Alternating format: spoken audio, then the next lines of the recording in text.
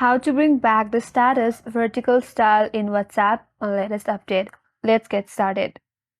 First of all, launch your WhatsApp application and make sure that you're logged in with your WhatsApp account. Once you're logged in and you land on this interface, now tap on the updates from the menu bar at the bottom of this interface. There you'll land in the status page.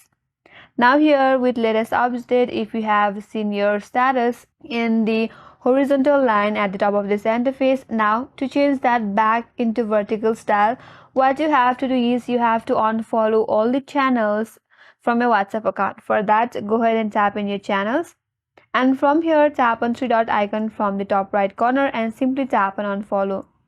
Then tap on unfollow.